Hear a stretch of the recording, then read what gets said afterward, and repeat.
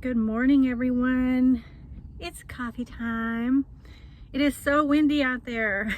I don't want to go out there. All night long, my rig just kept on rocking. I was just thinking, gosh, thank goodness I didn't open up the slides because, you know, the awning covers, or the slide covers would have gotten torn.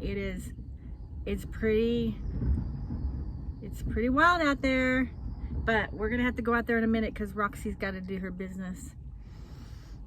Anyway, somebody made a comment, and I appreciate your comments because it gives me ideas of what to talk about, because obviously if more than one person has made, you know, a certain comment, it's on people's minds. And so somebody had asked me if I ever get lonely. Do you ever get lonely? Do you ever cry? Sorry, these songs pop into my mind. And you know, and what am I going to do when Roxy's, you know, gone? Am I going to be okay? And you know, I won't know until that time comes. I thought I was going to be okay when I put Rusty to, you know, sleep, and it hit me as soon as he took his last breath. I was just like I was just bawling, and I couldn't stop crying for days. And I still had Roxy, and Roxy didn't even, she wasn't even phased. She's like, good riddance, more food for me, more attention for me. It's all about me. Anyways, yeah, so I don't get lonely though. I don't get lonely. It's weird. I don't get lonely. I might have gotten bored a few times in my life. Lonely, gosh, maybe I've gotten lonely, you know, I don't know. It doesn't stand out because that's not my personality, that's not my nature. When you're such an introvert and you like solitude, and you know, my mind is always going. I feel like I'm the best company I have. So, and I keep busy and I do things, and as long as I'm like, you know, I can move around, like, you know, whether it's going for a walk or, you know, doing some type of activity or driving, seeing new things, you know, being around. Sometimes if I do feel like it's not lonely, it's more like I want to be around people. So it's not that I need to actually interact or be among people and, you know, socialize. It's just that I need the presence of other people, and then it goes like really quick. I get filled up. So like, let's say I go get groceries, I'm good. I'm ready to go back and be alone. And people have always been very kind and very welcoming and very you know, friendly with me, and so I actually socialize more than I probably would if it was left up to me. But for some reason, people always approach me. I always have strangers approach me, talk to me. I think I just have that presence where people trust me, and so they want to tell me their life stories, and they, you know, I listen. So sometimes I wonder, like, why are they telling me this? I don't even know you. But there's a purpose, you know. A lot of times it's, you know, I'm being told things so that I, you know, can either give them advice or be a listening ear or pray for them, you know, even if it's, you know, once I've left. So anyways, I do have friends and family that I stay in touch with. So as far as interacting, I'm always interacting with, you know, someone. So as far as lonely, I don't feel like I'm alone. I really don't. There are times when you get hit with that. When you're on the road, there are times that you do. Like when I first hit the road, I think it was like within, I don't know, it was a short period. Like, let's say within the first month, it hit me like, wow, I'm out here alone. If something happens, no one knows. I'm alone. And then that's when I started putting things into, you know, into place where it's like, you know, friends and family know my location. They know that if I don't move, there's a problem. They stay in touch with me. You know, I'm always in contact with someone every day. So if they don't hear back from me or I don't speak to them, they can look at my location and they can see if something's, you know, going on. So that gives me a sense of security, like, okay, I'm not gonna be, you know, out in the middle of nowhere and break down, or, you know, something happens and no one will ever know. And then Roxy's stuck in here, you know. And that's another thing, is like, I always give her, when we park somewhere, I always put lots of water down for her, so that if something does happen to me, you know, she's good for, you know, a few days. Well, yeah, a few days, couple days. That way it'll give somebody, you know, usually a friend or a family member will be alerted, and, you know, they'll call authorities, and then, you know, I've given them access to get into my rig if something happens. So I put these things into place so that I know all my bases are covered. I'm not alone. I'm sure there are people out there that are traveling that are really alone and do feel lonely, and, you know, my heart goes out to them. But just know there's communities out there. If you really want to meet people, there are ways to meet people. So you have to put yourself out there a little bit, but you almost have to choose to be alone to really be alone. So even with the whole thing in Quartzsite and the RTR and stuff, I mean, you know, there's meetup groups everywhere, and you can go on Facebook, you can go on even the meetup. I think it's called meetup.com. There's groups there. So there's always ways to connect. In this world where we have social media and all that stuff, there's ways to connect if you really want to connect. So, but back to feeling lonely, as far as having a partner, because this person was like, you know, I can't imagine, you know, being alone. I've been married, you know, for a long time, and happily married, and, you know, that's how you're wired. I haven't been wired that since a child like that. I never was like, oh, I'm gonna get married and have, you know, the white picket fence and the 2.5 children, and I wanted children. I definitely wanted children. That's one thing I did want. I wanted children, and so I was trying to figure out, how can I have children without getting married? And even when I met my ex-husband, I'm like, I want children, I just don't want to get married, you know. And he's just like, well, I want to have a family. And he's very conservative, so he's like, and you get married, you get married to have children. Yeah. And so I was just like, oh, okay, you know.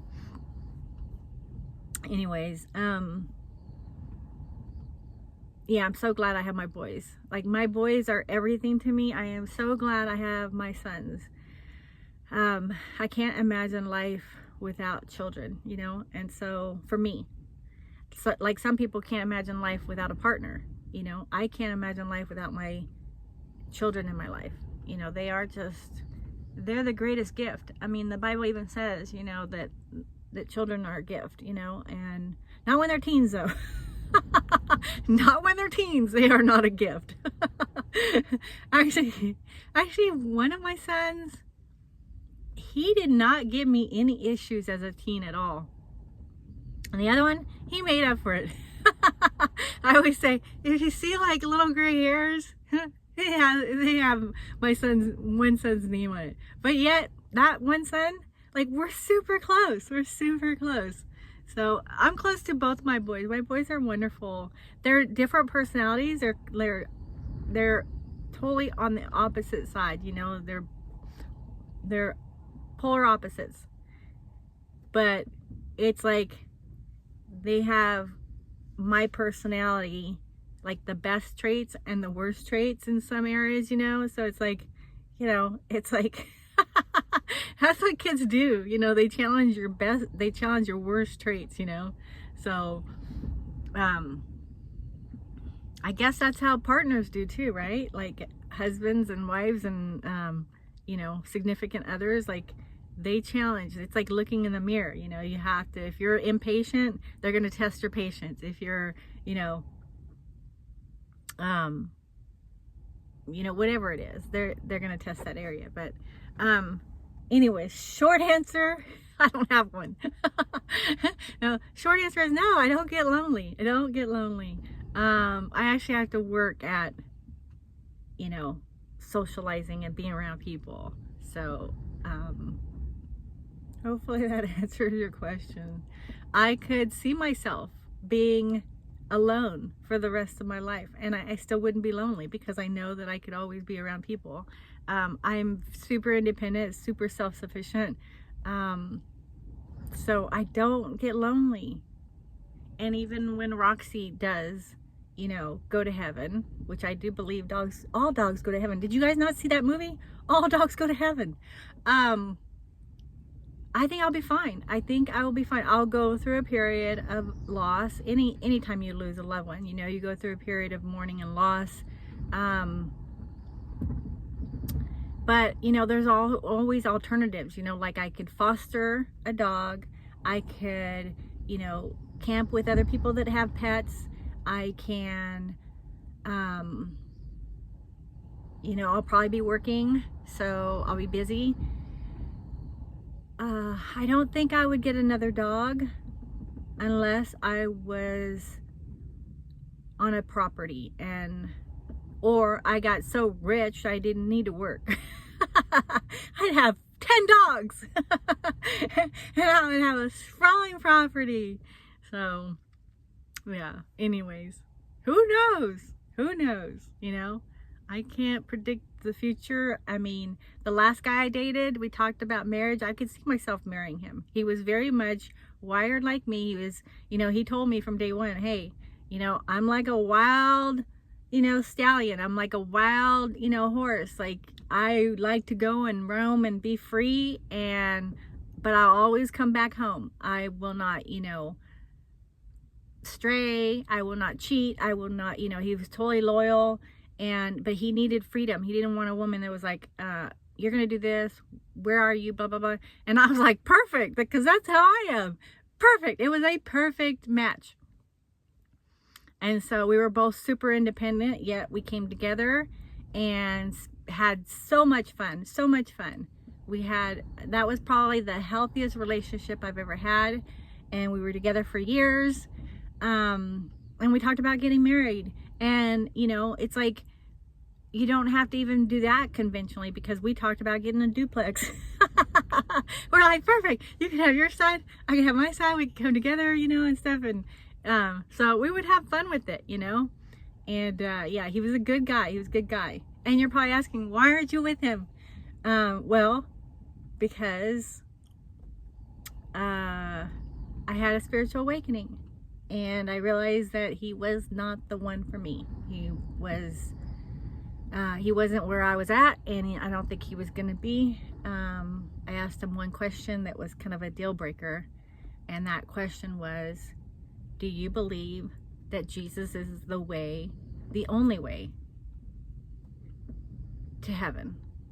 Because that's what the word says. It says he is the way, the truth, the life, and no one comes to him except through the Father.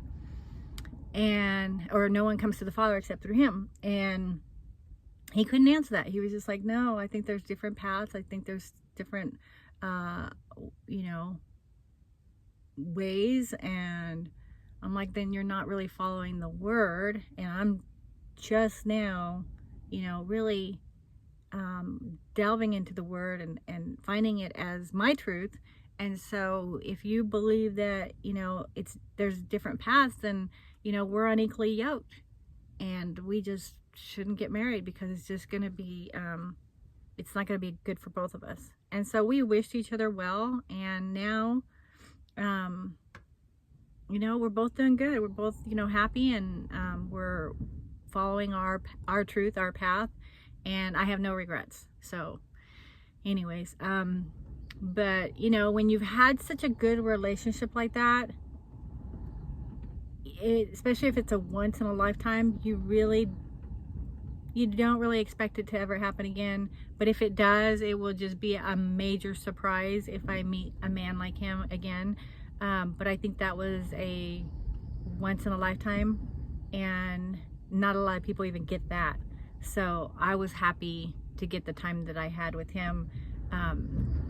And You know, the bar is pretty high, guys. The bar is pretty high. And I'm happy, you know, I'm happy. I love my freedom. I'm happy. So it's like, it would have to be an amazing relationship for me to give that up, you know. So anyways, that's just me. That's just me. Okay. This is just me. I'm just telling you my opinion, my truth, and everyone's different. And that's the beauty of, you know, of your life, is that you can choose what's right and true for you. Okay. So I hope that answers that question.